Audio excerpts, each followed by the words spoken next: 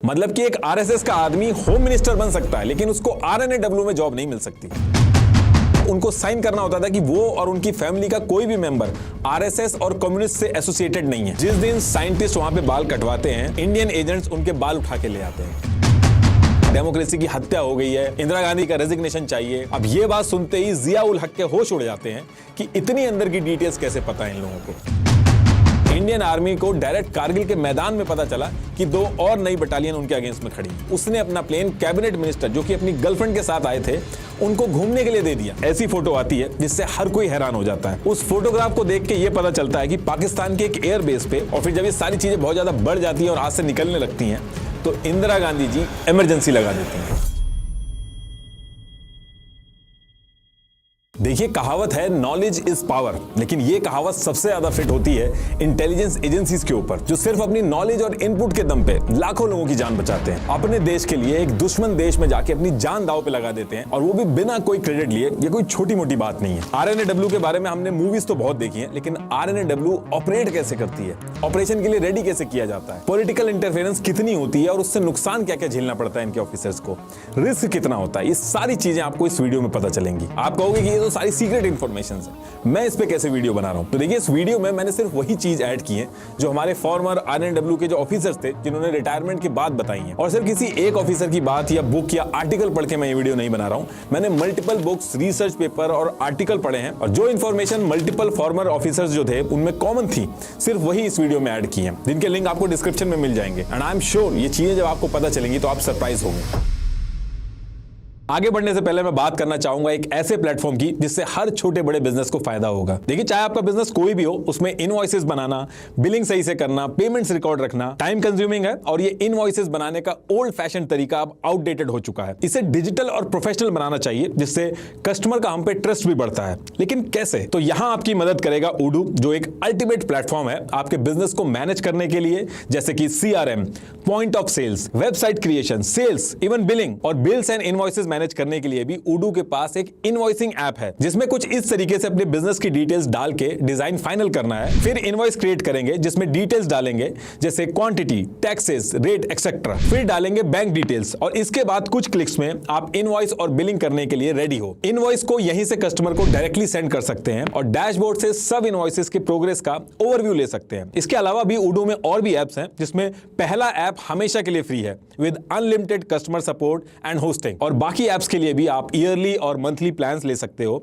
Starting from 580 rupees. तो use करिए Odoo and Odoo invoicing and make your business easy. Link is in the description. तो topic पे वापस आते हैं। देखिए, इंडिया की जो इंटेलिजेंस एजेंसी आरएनएडब्ल्यू है, वो बनी तो ईयर 1968 में थी, लेकिन उससे पहले कई ऐसे इंपॉर्टेंट डिसीजन थे जिनके लिंक आरएनएडब्ल्यू के डेवलपमेंट से जुड़े हैं। तो देखिए, हुआ क्या था कि ब्रिटिशर्स के टाइम पे जबलपुर के जंगलों में कुछ डकैत थे जो अटैक और लूट करके जंगलों में गायब हो जाते थे। तो इससे निपटने के लिए ब्रिटिशर्स ने एक डिपार्टमेंट बनाया, और उसका नाम था ठगी एंड डकैती डिपार्टमेंट। और यही वो डिपार्टमेंट था जो आगे चल के आरएनएडब्ल्यू की नींव रखता है। उस टाइम पे ये जो ठगी एंड डकैती वाला डिपार्टमेंट बनाया गया था, ये उस एरिया में इनपुट और इंटेलिजेंस इकट्ठा करके ऊपर पहुंचाता था, और कुछ अपने ऑफिस के लोग भी ये लोग डकैतों के साथ मिला देते थे। और ऐसा करके बहुत ही कम टाइम में इस डिपार्टमेंट ने इस पूरे एरिया से डकैतों को खत्म कर दिया। एक्चुअल में इस डिपार्टमेंट की वर्किंग कैसे होती थी, उसका लिंक मैंने डिस्क्रिप्शन में लगा दिया, एक बार आप देख लीजिएगा। और यही वो टाइम था जब अंग्रेजों को इंटेलिजेंस की इंपॉर्टेंस समझ में आई। तो उस टाइम पे एंटी ब्रिटिश गवर्नमेंट एक्टिविटी करने वाले जो फ्रीडम फाइटर्स थे, उनसे निपटने के लिए भी एक ऐसी एजेंसी, जिसका नाम सेंट्रल स्पेशल ब्रांच CSB था,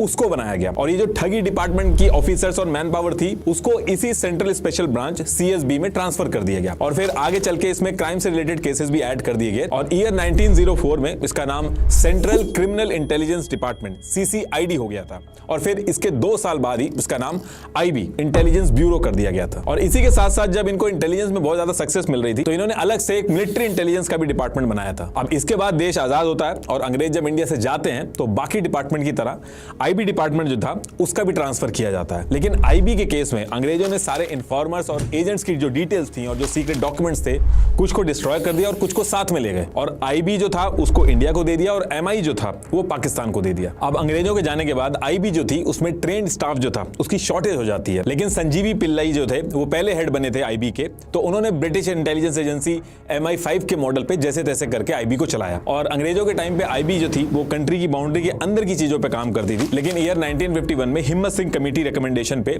आईबी को इंडिया की बाउंड्री के अंदर और बाहर दोनों जगह के टास्क करने का काम दिया गया। लेकिन इसके बाद आने वाले कुछ सालों में बैक टू बैक ऐसी चीजें होती हैं जिसकी वजह से आईबी जो पहले इंडिया की बाउंड्री के बाहर तक भी टास्क करती थी उसको इंडिया की बाउंड्री के अंदर ही रिस्ट्रिक्ट कर दिया गया और आरएनएडब्ल्यू को बनाना पड़ा। एक्चुअली होता क्या है कि ईयर 1954 में चाइना ने एक मैप रिलीज किया था जिसमें इंडिया का 1,20,000 स्क्वायर किलोमीटर एरिया जो था वो चाइना ने अपनी बाउंड्री के अंदर दिखा दिया था। पहले तो इस पे ये बोला कि ये एरर है, लेकिन एक्चुअल में चाइना इस एरिया को अपने अंडर लेना चाहता था। तो इसके बाद आने वाले कुछ सालों तक चाइना वेट करता है, लेकिन इसके बाद 28 अक्टूबर 1962 को इंडिया में घुस के कब्जा करना स्टार्ट कर देता है और इंडिया ये वॉर हार जाता है और आईबी जो था इस पूरी वॉर में चाइना की किसी भी मूवमेंट को नहीं पकड़ पाता है। इंडिया ने इस वॉर में अपनी एयरफोर्स का यूज नहीं किया था क्योंकि इंडिया को लगता था कि अगर वो एयरफोर्स का यूज करेंगे तो उधर से चाइना भी यूज करेगा तो उससे ज्यादा नुकसान होगा। लेकिन एक्चुअल में चाइना जहां से वॉर लड़ रहा था वहां उसका कोई बड़ा एयरबेस या एयरक्राफ्ट का अरेंजमेंट नहीं था। इस इंफॉर्मेशन को भी आईबी पकड़ नहीं पाता जिसकी वजह से नुकसान होता है। इस वॉर के बाद आईबी को और स्ट्रॉन्ग किया जाता है जिसमें टेक्नोलॉजीज वगैरह ऐड की गई, एविएशन रिसर्च सेंटर वगैरह बनाए गए,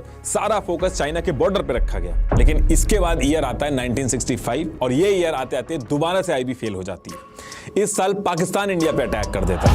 सरकार की नोक पर या एटम बॉम्ब के डर से कोई हमारे देश को झुकाना चाहे, दबाना चाहे, ये देश हमारा डरने वाला नहीं। तो एक सरकार के नाते हमारा क्या जवाब हो सकता है सिवाय कि हम हथियारों का जवाब हथियारों से। और आईबी को इसके बारे में भी कुछ नहीं पता चलता है। अब बाकी देशों की एजेंसी जो थी उनके कंपैरेटिवली आईबी जो था वो उतना अच्छा रिजल्ट नहीं दे रहा था, क्योंकि अगर आईबी इंटेल पहले से ही पता करके रखेगा तो इसका बहुत बड़ा एडवांटेज होता है। कई बार वॉर की सिचुएशन को रोका भी जा सकता है। तो इतने कम टाइम में जब दो वॉर हुई और आईबी पकड़ नहीं पाया तो ये बातें स्टार्ट हो गई थी कि आईबी को स्ट्रॉन्ग करना होगा या इसका कुछ ऑल्टरनेटिव देखना पड़ेगा। अब इसके बाद जनवरी 1966 को इंदिरा गांधी पीएम बनती है और पीएम बनते ही ये सबसे पहला काम करती है कि एक्सपीरियंस और फेमस ऑफिसर थे आर.एन. काओ, इनको बुलाती है। और आर.एन. काओ जो थे वो नेहरू फैमिली से पुराने भी रिश्ते रहे हैं उनके। आर.एन. काओ और इंदिरा गांधी जी की जो मदर थी वो चाइल्डहुड फ्रेंड थी और इससे पहले भी आर.एन. काओ ने जवाहरलाल नेहरू जो थे उनकी सिक्योरिटी संभाली थी। तो इंदिरा गांधी को इन पे ज्यादा ट्रस्ट था। इंदिरा गांधी आर.एन. काओ से एक मीटिंग करती है और उसमें कहती है कि हमें आईबी से हट के एक इंटेलिजेंस एजेंसी बनानी होगी जो बहुत ही एडवांस हो और उसका पूरा फोकस इंडिया की बाउंड्री के बाहर पे हो, ताकि ये जो वॉर हो रही है इसमें हमें एडवांटेज रहे। अब ये मीटिंग खत्म होने के बाद आर.एन. काओ 2 महीने का टाइम लेते हैं और सारी स्टडी वगैरह करके एक नई एजेंसी बनाने का ब्लूप्रिंट सबमिट करते हैं। आर.एन. काओ का ये जो ब्लूप्रिंट था इसको इंदिरा गांधी एक्सेप्ट कर लेती हैं। ये एज इट इज इंप्लीमेंट होता है। बस इसमें एक चीज इंदिरा गांधी उसमें ऐड करती हैं कि ये नई एजेंसी जो है जो भी बनेगी है उसका जो हेड होगा वो डायरेक्टली पीएम को रिपोर्ट करेगा। और उसी टाइम पे वहां पे कैबिनेट सेक्रेटरी डीएस जोशी भी बैठे थे जिन्होंने इस एजेंसी का नाम सजेस्ट किया, रिसर्च एंड एनालिसिस विंग, आरएनएडब्ल्यू। इसके बाद 21 सितंबर 1968 को आरएनएडब्ल्यू बना दी जाती है। उस टाइम पे इसका बजट $20 मिलियन का था और इसका ऑफिस साउथ दिल्ली में रखा गया था। आज भी लोधी रोड न्यू दिल्ली में इनका हेड ऑफिस है। और आईबी जो थी वो आरएनएडब्ल्यू बनने के बाद उसको इंडिया की बाउंड्री के अंदर की चीजें संभालने का टास्क दिया गया। अब आईबी जो थी वो इंडिया के बाहर के जो ऑपरेशन थे उनको नहीं कर सकती थी। आरएनएडब्ल्यू जब बनाई गई थी तो आर.एन. काओ ने ये चीज मैंडेटरी कर दी थी कि कोई भी आरएनएडब्ल्यू का जो स्पाई होगा जो इंडिया की बाउंड्री के बाहर के ऑपरेशंस में इन्वॉल्व होगा तो उसका नाम आप किसी भी डॉक्यूमेंट पे, किसी भी रिपोर्ट पे या फिर पेपर के टुकड़े तक पे भी नहीं लिख सकते हो। आपको नाम याद रखना होगा।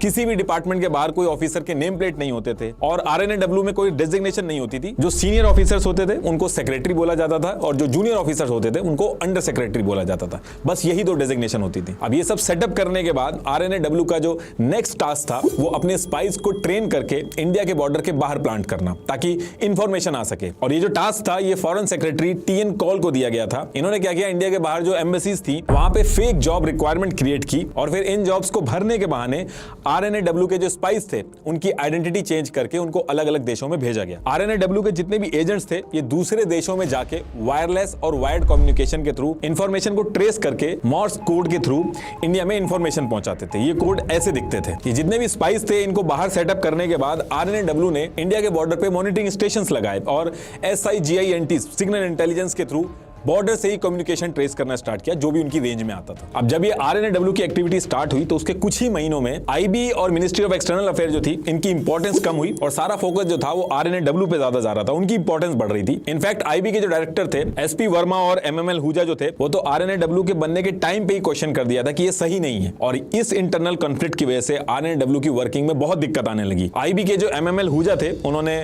फॉरेन डेस्क के जो ऑफिसर्स थे IB में, जैसे foreign language expert, forensic, cryptography expert, उनका RNAW में ट्रांसफर करने से मना कर दिया। और IB की जो फॉरेन इंटेल की जो पुरानी फाइल्स थी वो भी RNAW को नहीं दी गई। पुराने जो अच्छे एजेंट थे जो IB के लिए अच्छा काम कर रहे थे, उनकी डिटेल्स भी RNAW के साथ शेयर नहीं की गई। इसके साथ साथ RNAW को फॉरेन ट्रैवल एक्सपेंस जो होता था और भी बाकी जो खर्चे होते थे, उसके लिए कैबिनेट से अप्रूवल लेना पड़ता था, तो इसमें भी प्रोसेस बहुत डिले होता था, इनमें भी दिक्कत आती थी इनको। और फिर जब कई महीनों तक ये इंटरनल कॉन्फ्लिक्ट बहुत ज्यादा बढ़ जाता है तो इंदिरा गांधी जी इसमें घुसती हैं और RNAW के हेड को कैबिनेट का हिस्सा बना दिया जाता है। अब इससे होता यह है कि एडमिनिस्ट्रेटिव लेवल पे हायरिंग, फॉरेन ट्रैवल एक्सपेंसेस, ये सब RNAW के हाथ में आ गया था, और तब जाके सिचुएशन कंट्रोल में आती है। RNAW की रिक्रूटमेंट के टाइम पे एक डिक्लेरेशन फॉर्म पे साइन करवाना होता था, जहां पे उनको साइन करना होता था कि वो और उनकी फैमिली का कोई भी मेंबर RSS और कम्युनिस्ट से एसोसिएटेड नहीं है। अटल बिहारी वाजपेयी जी PM बने, RSS के LK अडवाणी होम मिनिस्टर बने, लेकिन ये फॉर्म चेंज नहीं किया गया। मतलब कि एक RSS का आदमी होम मिनिस्टर बन सकता है, लेकिन उसको RNAW में जॉब नहीं मिल सकती। तो देखिए, इसके बाद RNAW सारी चीजें सेटअप करने के बाद करीब 9 महीने बाद अपने पहले एजेंट को पाकिस्तान में घुसाने का प्लान बनाती है। एजेंट का जो रियल नाम था वो तो आज की डेट तक नहीं पता चला, लेकिन RNAW के जो ऑफिसर थे वो इनको कश्मीर बेदी बुलाते थे। कश्मीर बेदी की जो हायरिंग थी वो RNAW ने पंजाब से की थी, और हायरिंग कराने के बाद एक डिटेल्ड BGC करवाया गया और कई महीनों तक स्पाइंग टेक्निक्स की ट्रेनिंग करवाई गई। कश्मीर बेदी को इस टास्क के लिए इसलिए चुना गया था क्योंकि कश्मीर बेदी को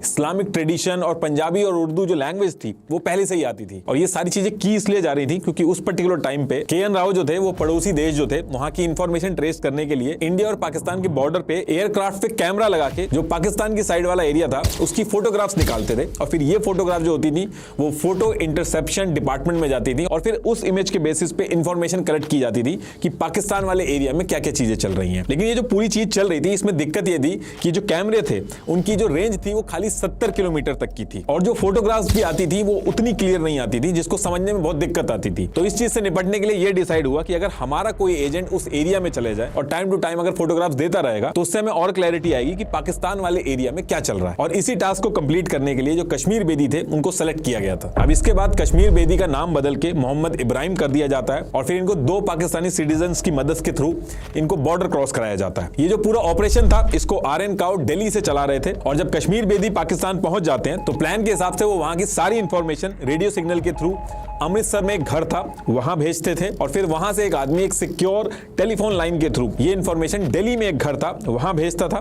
फिर इसके बाद एक मैसेंजर बाइक पे आता था और उस एरिया के पब्लिक टेलीफोन का यूज करके इस इंफॉर्मेशन को कलेक्ट करता था और RN काउ तक पहुंचाता था, और फिर इसी के बेसिस पे सारी प्लानिंग होती थी। तो फिर कई महीनों तक ये चीज चलती है, लेकिन फिर एक दिन एक ऐसी फोटो आती है जिससे हर कोई हैरान हो जाता है। उस फोटोग्राफ को देख के ये पता चलता है कि पाकिस्तान के एक एयरबेस पे कुछ नए अमेरिकन मेड्स APCs को एक कार्गो प्लेन से अनलोड किया जा रहा है। इस प्लेन से गोला बारूद और कुछ आदमी निकल रहे थे। इसमें 6 F-104 fighter plane, 7 B-57 bombers और 300 कैरियर्स थे जो अनलोड हो रहे थे। अब ये इंफॉर्मेशन जब ऊपर पहुंचती है तो ये चीज पता चल जाती है कि US अपने आर्म्स एम्बार्गो को तोड़ के पाकिस्तान को सीक्रेटली वेपन सप्लाई कर रहा है, जो कि इसको नहीं करना चाहिए था। और यही वो टाइम था जब इंडिया को समझ में आ गया था कि आगे पाकिस्तान कुछ बड़े स्टेप ले सकता है। तो इंडिया ने अपना फोकस और इन्वॉल्वमेंट ईस्ट पाकिस्तान यानी कि अभी का बांग्लादेश जो है उस पे कर दिया, और इस वेपन सप्लाई को लेके भी बैक चैनल से US से डिस्कशन स्टार्ट किया। तो इधर ये सारी चीजें चल रही थी, और ईयर 1970 आते आते RNAW के जो एजेंट्स थे वो लंदन में उन्होंने ठीक ठाक नेटवर्क अपना बना लिया था। तो इन्हीं इंडियन एजेंट्स में से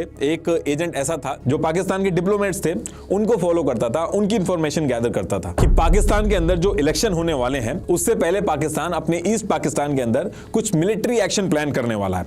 ये इंफॉर्मेशन पहुंचते ही एनालाइज किया गया कि इस एक्शन से इंडिया की जो सिक्योरिटी है उसको खतरा है, इसलिए ईस्ट पाकिस्तान में इनको और ज्यादा इंटरवीन करना होगा, यानी कि दखल देना होगा। और फिर इसकी तैयारी इंडिया बहुत ही तेजी से शुरू कर देता है। RN काउ इंडिया और ईस्ट पाकिस्तान का जो बॉर्डर था, जो उस बॉर्डर पे टेक्निकल चेक पोस्ट बनाए गए थे, उनके नंबर्स बढ़ा देते हैं और वेस्ट और ईस्ट पाकिस्तान के हर कम्युनिकेशन को ट्रेस करते हैं, हर कम्युनिकेशन को इंटरसेप्ट करते हैं। सिचुएशन ये हो गई थी कि पाकिस्तान के इलेक्शन आने तक RNAW के पास हर डिटेल्स थी, कि इलेक्शन के अंदर किसकी जीतने के ज्यादा चांसेस हैं, मिलिट्री एक्शन होगा तो कौन कौन इन्वॉल्व होगा, हर एक चीज उनको पता चल गई थी। आरएन काओ ये सारी सिचुएशन एनालाइज करके इंदिरा गांधी जी को भेजते थे और इसके बाद ये भी सजेस्ट करते कि अगर इंडिया ये वेस्ट पाकिस्तान और ईस्ट पाकिस्तान के बीच में जो एयरप्लेन्स आते जाते हैं अगर अपना एयर स्पेस को ब्लॉक कर देगा तो ये इंडिया को बहुत बड़ा एडवांटेज देगा। एक तो रूट तो लंबा होगा ही होगा, दूसरा ईस्ट पाकिस्तान और वेस्ट पाकिस्तान का जो कम्युनिकेशन है वो भी ब्रेक होगा। लेकिन इंदिरा गांधी जी कहती है कि ऐसा करना पॉसिबल नहीं है, बिना किसी रीजन के ऐसे एयर स्पेस बंद करना, या तो वॉर जैसी सिचुएशन हो तभी ये करा जा सकता है। और अगर बिना किसी रीजन के इंडिया अगर ऐसा करेगा तो इंटरनेशनल प्रेशर जो है वो बहुत ज्यादा होगा, जिससे इंडिया को दिक्कत होगी। अब जब ये सारी बातें चल रही थी उसी टाइम पे एक ऐसा कोइंसिडेंस होता है जो इंडिया के लिए एक बहुत बड़ी अपॉर्चुनिटी बन के सामने आता है। एक्चुअली हाशिम कुरैशी नाम का एक आदमी श्रीनगर से पेशावर गया था और वहीं पे उसकी मुलाकात मकबूल भट्ट नाम के आदमी से होती है, जो कि एक आतंकी ऑर्गेनाइजेशन है एनएलएफ, नेशनल लिबरेशन फ्रंट, उससे बिलोंग करता था। और ये जो एनएलएफ से मकबूल भट्ट था ये हाशिम कुरैशी को इन्फ्लुएंस कर लेता है और इसकी जो आतंकी ऑर्गेनाइजेशन थी एनएलएफ इसको ज्वाइन करा लेता है। अब हुआ क्या था कि ये जो एनएलएफ थी इसके 36 मेंबर पाकिस्तान से कश्मीर में घुस रहे थे और उनको जम्मू एंड कश्मीर की पुलिस ने पकड़ लिया था। अब एनएलएफ को इन 36 मेंबर्स को इंडिया की जेल से छुड़वाना था, जिसके लिए वो एक प्लान बनाते हैं और इस प्लान का सारा जिम्मा जो था वो हाशिम कुरैशी को दे देते हैं लोग। प्लान ये था कि हाशिम कुरैशी इंडिया में वापस जाएगा और श्रीनगर एयरपोर्ट से एक प्लेन को हाईजैक करेगा और फिर इंडियन गवर्नमेंट से नेगोशिएट करके 36 लोगों को छुड़वाया जाएगा। और एज पर प्लान एनएलएफ जो था वो हाशिम को ट्रेन करके इंडिया भेज देता है।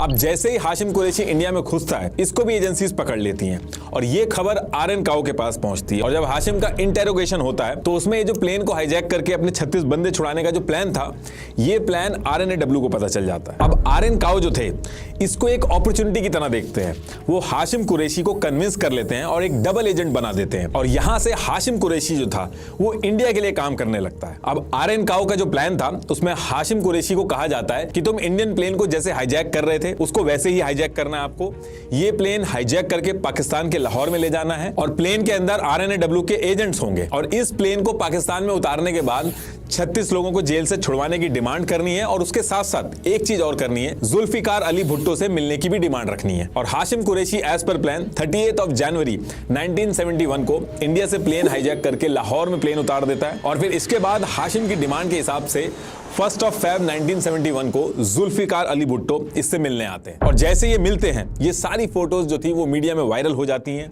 ये है वो फेमस फोटो। अब इसके बाद इधर इंडिया में ऑल इंडिया रेडियो के अंदर इस हाईजैकिंग के बारे में अनाउंसमेंट करी जाती है और इसको इंडिया पे एक अटैक की तरह देखा जाता है और इसको एक खतरा बता के इंडिया पाकिस्तान के लिए जो एयर स्पेस था वो उसको बंद कर देता है। पाकिस्तान के ऊपर काफी प्रेशर पड़ता है ऑल ओवर वर्ल्ड से, लेकिन उसके बाद भी जुल्फिकार अली भुट्टो इस हाईजैकिंग को क्रिटिसाइज नहीं करते हैं पब्लिकली। तो इस बात से इंडिया का जो क्लेम था उसको और हवा मिल जाती है। अब इसके थोड़ी देर बाद पाकिस्तान प्लेन जो था उससे सारे पैसेंजर्स थे उनको उतारा जाता है और जैसे ही सारे लोग उतरते हैं प्लेन में आग लगा दी जाती है और ये प्लेन में आग लगने की बात की फोटो है।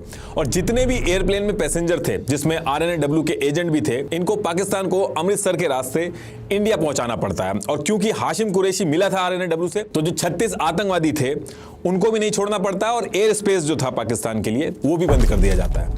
ये स्टेप आरएन काओ का एक मास्टर स्ट्रोक की तरह माना जाता है जिसकी वजह से आप लोगों को ये फोटो देखने को मिली। अब इसके बाद पाकिस्तान के 2 टुकड़े हो चुके थे। इंदिरा गांधी जी का नाम बहुत होता है इस चीज को लेकर। इसके साथ साथ आरएनएडब्ल्यू को और स्ट्रॉन्ग किया जाता है और फिर आगे चल के जब ईयर 1974 में न्यूक्लियर टेस्ट हुआ था तो उसकी जो सीक्रेसी मेंटेन करनी थी उसमें भी आरएनएडब्ल्यू ने बहुत ही इंपॉर्टेंट रोल प्ले किया था। लेकिन इसके कुछ ही दिन बाद इंडिया में कुछ इंटरनल चीजें ऐसी होती हैं जिसकी वजह से आरएनएडब्ल्यू को काफी नुकसान होता है। एक्चुअली 12 जून 1975 को इलाहाबाद हाईकोर्ट का फैसला आता है। उसमें यह कहा गया कि ये जो ईयर 1971 के लोकसभा इलेक्शन हुए थे ये सही तरीके से नहीं हुए थे, इसमें इलीगल प्रैक्टिसेस हुई थी इलेक्शन जीतने के लिए और इंदिरा गांधी जी के ऊपर गवर्नमेंट मशीनरी और इंटेलिजेंस एजेंसीज को गलत तरीके से यूज करके इलेक्शन जीतने की बात कही जाती है। अब हाईकोर्ट का जब ये डिसीजन आता है तो ऑपोजिशन बहुत ज्यादा हल्ला करता है, बहुत प्रेशर बनाता है कि डेमोक्रेसी की हत्या हो गई है, इंदिरा गांधी का रेजिग्नेशन चाहिए। और जो ऑपोजिशन लीडर थे वो आरएनएडब्ल्यू से भी बहुत ज्यादा नाराज थे। उनका कहना था कि इंदिरा गांधी आरएनएडब्ल्यू का यूज करती हैं सारे ऑपोजिशन लीडर्स के खिलाफ और इन सारी चीजों को लेकर काफी रैली वगैरह भी निकालते हैं ऑपोजिशन के लीडर। और फिर जब ये सारी चीजें बहुत ज्यादा बढ़ जाती हैं और हाथ से निकलने लगती हैं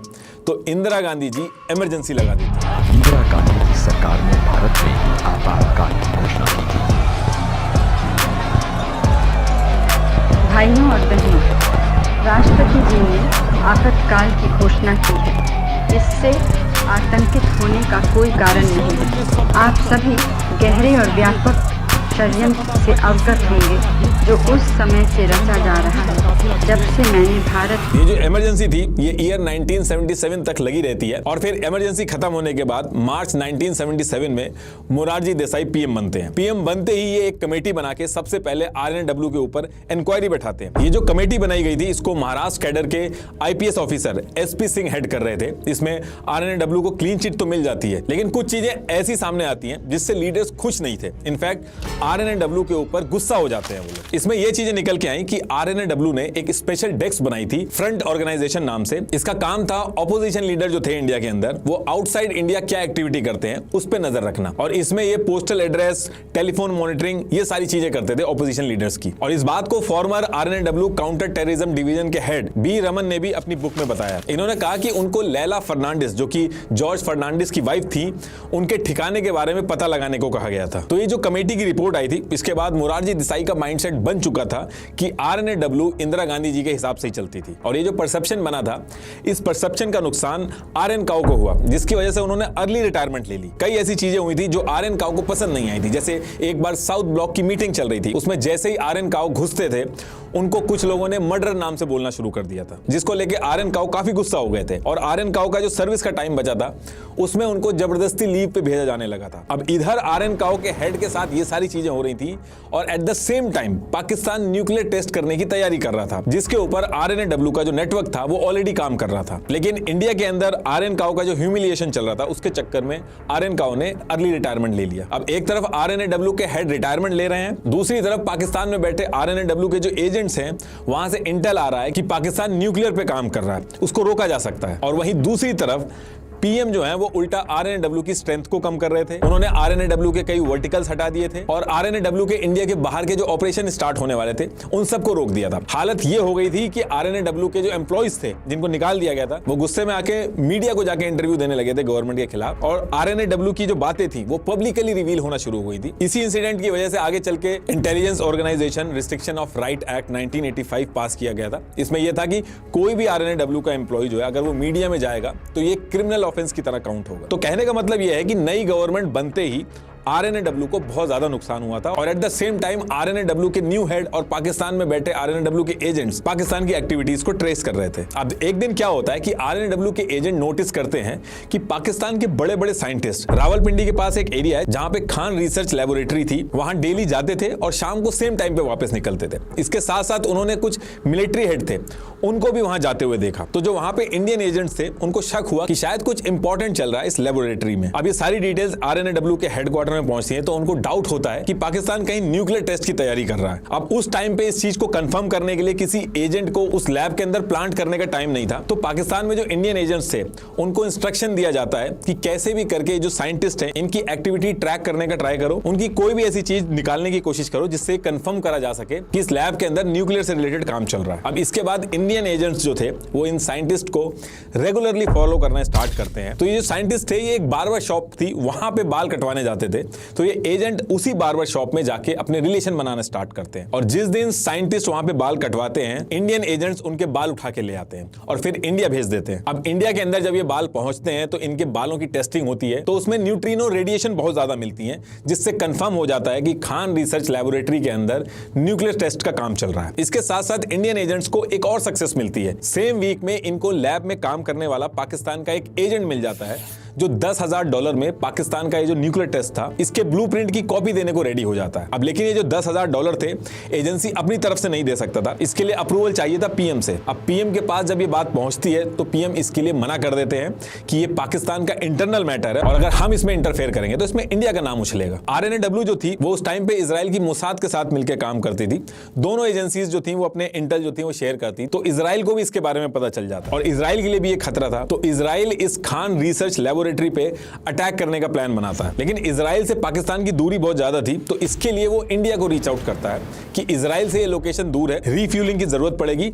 तो इंडिया अगर रीफ्यूलिंग के लिए अलाउ कर दे तो इजराइल न्यूक्लियर टेस्ट को रोक देगा। लेकिन मोरारजी देसाई इसके लिए भी मना कर देते हैं कि ये पाकिस्तान के ऊपर इंडिया की धरती से एक अटैक की तरह माना जाएगा, तो ये प्लान भी होल्ड हो जाता है। पाकिस्तान के जो प्रेसिडेंट थे जनरल जियाउल हक और मोरारजी देसाई, इनके रिलेशन अच्छे थे, फोन पे भी इनकी बात होती थी। तो एक दिन मोरारजी देसाई जो थे वो नाराज होकर बोल देते हैं फोन पे कि आप जो कर रहे हैं वो हमें पता है, वो ठीक नहीं कर रहे हैं। हमें पता है कि आप खान रिसर्च लेबोरेटरी में क्या क्या कर रहे हैं, कितने लोग इन्वॉल्व हैं और किस तरीके से कर रहे हैं। अब ये बात सुनते ही जियाउल हक के होश उड़ जाते हैं कि इतनी अंदर की डिटेल्स कैसे पता है इन लोगों को।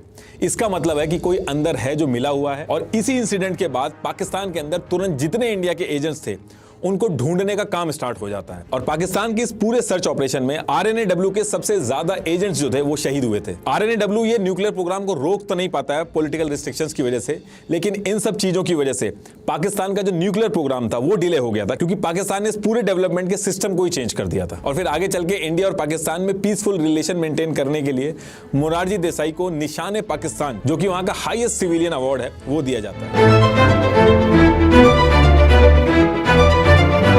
अब इसके बाद 14 जनवरी 1980 को RNAW के लिए चीजें फिर से सही होने स्टार्ट होती हैं। इस दिन इंदिरा गांधी जी दोबारा से पीएम बनती हैं और इसके बाद RNAW को दोबारा से स्ट्रॉन्ग करने का काम स्टार्ट किया जाता है। जो टोटल स्ट्रेंथ थी RNAW की उसको बढ़ा दिया जाता है। लेटेस्ट से लेटेस्ट टेक्नोलॉजी इंट्रोड्यूस कराई जाती है जो दुनिया की एजेंसीज यूज करती थी। साइबर टेक्नोलॉजीज, डिजिटल गैजेट्स, इन सब की ट्रेनिंग करवाई गई एजेंट्स को बाहर के देशों में भेज के। ओवरऑल बजट जो था RNAW का उसको भी बढ़ा दिया गया था। अब इंदिरा गांधी के पीएम बनने के एक साल बाद ही ईयर 1981 में RN काओ को वापस बुला के सिक्योरिटी एडवाइजर का रोल दिया जाता है। ये वो टाइम था जब RNAW और एजेंट्स दोबारा से एक्टिव हो चुके थे और इसी पर्टिकुलर टाइम पे RNAW की मदद से इंडिया को एक बहुत बड़ा फायदा होता है। एक्चुअली हुआ क्या था कि इंडिया पाकिस्तान का जब बंटवारा हुआ था, 70 किलोमीटर का पहाड़ी एरिया सियाचिन ग्लेशियर, इस पे कंफ्लिक्ट हो गया था। ये जो एरिया था यहाँ पे बहुत एक्सट्रीम कंडीशन थी, लेकिन स्ट्रेटेजिकली बहुत ही इंपॉर्टेंट एरिया था। तो इंडिया और पाकिस्तान दोनों इसको क्लेम करते थे। इस एरिया की कंडीशन काफी एक्सट्रीम थी, -50 डिग्री से ज्यादा टेम्परेचर, ऑक्सीजन की कमी, तो बहुत अलग तरीके के अरेंजमेंट करने होते थे यहाँ पे सरवाइव करने के लिए। तो विवाद तो इस एरिया में काफी टाइम से चल रहा था, लेकिन ईयर 1984 में RNAW की वजह से इस एरिया की जो सिचुएशन थी वो हमेशा के लिए बदल जाती है। तो होता क्या है कि RNAW के जो एजेंट्स थे उनका नेटवर्क लंदन में तो ऑलरेडी था, लेकिन वो और स्ट्रांग हो चुका था। ये लोग पाकिस्तान के जो डिप्लोमेट्स वगैरह होते थे उन पे नजर रखते थे और उसी एरिया में एक गारमेंट की शॉप थी जो एक्सट्रीम वेदर के लिए कपड़े बना के देती थी। अब एक दिन क्या होता है कि एजेंट के पास इंटेल आता है कि पाकिस्तान ने इस गारमेंट शॉप से 150 लोगों के लिए thermal quotes, pants, tents, ice shoes का ऑर्डर किया है जो -50 डिग्री तक सरवाइव कर सकें। अब इंडियन एजेंट्स जो थे उनको ये चीज थोड़ी ऑड लगती है, ये इंटेल वो आगे शेयर करते हैं। तो मल्टीपल डिस्कशन के बाद ये चीज सामने आती है कि पाकिस्तान सियाचिन ग्लेशियर के लिए कुछ प्लान कर रहा है। अब यहां से इंडिया एक प्लान बनाता है। लंदन के अंदर जो एजेंट्स बैठे थे उनको इस गारमेंट कंपनी के पास भेजा जाता है और एजेंट्स इस कंपनी से बात करके अपनी पकड़ यहां पे बना लेते हैं। और कितने ऑर्डर प्लेस हुए पाकिस्तान की तरफ से, डिलीवरी डेट क्या है, ये सारी इंफॉर्मेशन लेके जो एजेंट्स थे लंदन के, वो RNAW के कश्मीर स्टेशन के हेड विक्रम सूद को देते हैं। विक्रम सूद लेफ्टिनेंट जनरल प्रेम एन हून के साथ मीटिंग करके सारी डिटेल शेयर करते हैं और इसके बाद सियाचिन के ऊपर इंडियन आर्मी को डिप्लॉय करने की प्रिपरेशन स्टार्ट कर दी जाती है। लेकिन सियाचिन की जो कंडीशन थी वो नॉर्मल नहीं थी, तो प्रिपरेशन के लिए ज्यादा टाइम लग रहा था। तो एजेंट्स के थ्रू इस गारमेंट कंपनी को कॉन्टेक्ट किया जाता है और जो डिलीवरी डेट थी उसको एक्सटेंड कराया जाता है ताकि प्रिपरेशन के लिए टाइम मिल सके। और फिर सारी तैयारियों के साथ 13 अप्रैल 1984 की मॉर्निंग को इंडियन आर्मी 300 जवानों को एयरलिफ्ट करके सियाचिन ग्लेशियर पे पहुंचा देती है और तब से लेके आज की डेट तक सियाचिन इंडिया के पास है। पाकिस्तान की आर्मी जब तक वहां पे पहुंची तब तक बहुत देर हो चुकी थी। इस ऑपरेशन को ऑपरेशन मेघदूत का नाम दिया गया था उस टाइम पे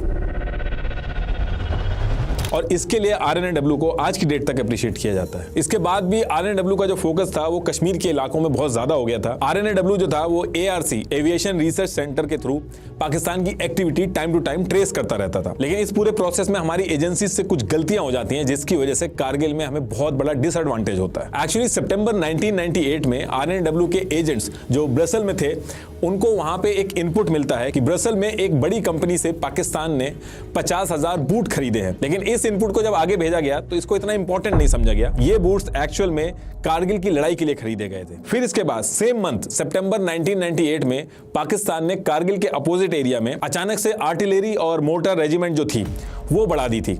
इसकी डिटेल भी आगे भेजी गई, लेकिन DGMI ने कहा कि न्यूक्लियर ब्लास्ट की वजह से बॉर्डर पे ये सारी चीजें की जा रही होंगी, जबकि जो इंटेल था उसमें स्पेसिफिकली कारगिल का नाम मेंशन था। और यही नहीं, इसके ठीक एक महीने बाद अक्टूबर 1998 को पाकिस्तान आर्मी रिमोटली पिलोटेड व्हीकल के थ्रू कारगिल एरिया का सर्वे करवाना स्टार्ट कर देती है और इस चीज को भी इग्नोर किया जाता है। और उससे भी बड़ा इंटेलिजेंस फेलियर यह था कि सेम टाइम पे पाकिस्तान ने force commander northern area FCNA region में 2 नई बटालियन खड़ी कर दी थी, जबकि RNAW ने अपनी अप्रैल 1998 से मई 1999 की जो रिपोर्ट थी इसमें इस पूरे एरिया में कोई चेंजेस नहीं बताए थे। इंडियन आर्मी को डायरेक्ट कारगिल के मैदान में पता चला कि 2 और नई बटालियन उनके अगेंस्ट में खड़ी हैं, जो कि बहुत बड़ा डिसएडवांटेज था आर्मी के लिए। इनफैक्ट BSF ने भी एजेंसीज को रिपोर्ट सबमिट की थी कि 500 मिलिटेंट जो हैं वो कश्मीर में भेजे जा रहे हैं और अंडरग्राउंड बंकर बन रहे हैं। तो ऐसे करके टोटल 45 इनपुट्स मिले थे, जिनमें से सिर्फ 11 इनपुट ही ऊपर तक पहुंचे थे। बाकी सारे इनपुट एजेंसीज में कोऑर्डिनेशन की कमी की वजह से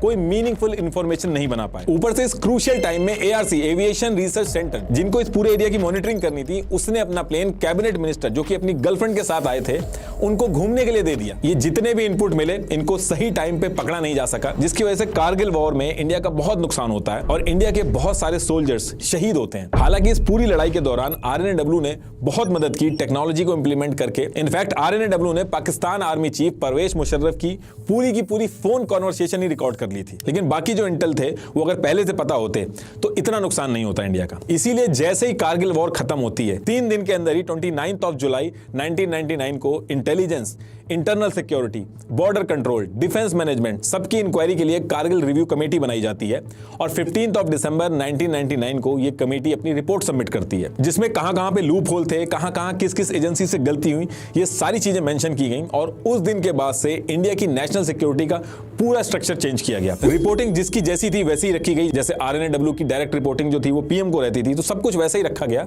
लेकिन एक कोऑर्डिनेशन सही से हो और फ्लो ऑफ इंफॉर्मेशन सही रहे, इसके लिए नेशनल सिक्योरिटी काउंसिल NSC बनाई गई, ताकि सारी एजेंसीज और डिपार्टमेंट कोऑर्डिनेटेड रहें और तुरंत एक्शन लिया जा सके। एक एजेंसी को अगर कोई इंटेल यूजलेस लग रहा है तो दूसरी एजेंसी के लिए शायद वही इनपुट बहुत ही यूजफुल हो, इसीलिए इसको इस तरीके से बनाया गया कि आगे ऐसी गलतियां ना हो। यह है इसका स्ट्रक्चर। सबसे ऊपर PM रहते हैं, इसके नीचे नेशनल सिक्योरिटी काउंसिल NSC, ये NSC के मेंबर होते हैं और ये जो नेशनल सिक्योरिटी काउंसिल होती है ये 3 टियर मॉडल पे ऑपरेट करती है। Strategic policy group, national security advisor board, joint intelligence committee जिसमें RNAW, IB ये सब एजेंसीज होती हैं। ये डेटा और इनपुट इकट्ठा करते हैं अलग अलग चैनल से। ये data national security advisory board के पास जाता है, जिसमें अलग अलग फील्ड के एक्सपर्ट्स होते हैं जो सिचुएशन एनालाइज करते हैं। फिर ये डेटा स्ट्रैटेजिक पॉलिसी ग्रुप में जाता है, जिसमें हर डिपार्टमेंट के हेड होते हैं, ये स्ट्रैटेजी डिसाइड करते हैं। फिर ये इंफॉर्मेशन NSC के पास जाती है और PM के इनपुट और अप्रूवल के बाद प्लान ऑफ एक्शन होता है। इसमें NSA, नेशनल सिक्योरिटी एडवाइजर जो है उसका भी बहुत इंपॉर्टेंट रोल रहता है। जैसे इस पर्टिकुलर टाइम पे अजीत डोवाल जी हैं, ये NSC, SPG, NSAB तीनों का पार्ट होते हैं, जो कि इंडियन सिक्योरिटी के बारे में डायरेक्ट PM को एडवाइस करते हैं और आज की डेट तक ये मॉडल फॉलो होता है। आई एम श्योर आप एजेंट रविंद्र कौशिक, मुंबई अटैक में जो RNAW का रोल था, RNAW में जो CIA एजेंट आ गया था, पार्लियामेंट अटैक में जो RNAW का रोल था, वो भी जानना चाहते होंगे, लेकिन इनके ऊपर मैं अलग से वीडियो बनाऊंगा क्योंकि इसमें बहुत सारी डिटेल्स हैं, वो इस वीडियो में बताना पॉसिबल नहीं होगा। लास्ट में एक बार फिर से आपको बता दूं कि अपने बिजनेस को ऑर्गेनाइज करिए और Odoo का यूज करिए, लिंक मैंने डिस्क्रिप्शन में दे दिया है। Thank you.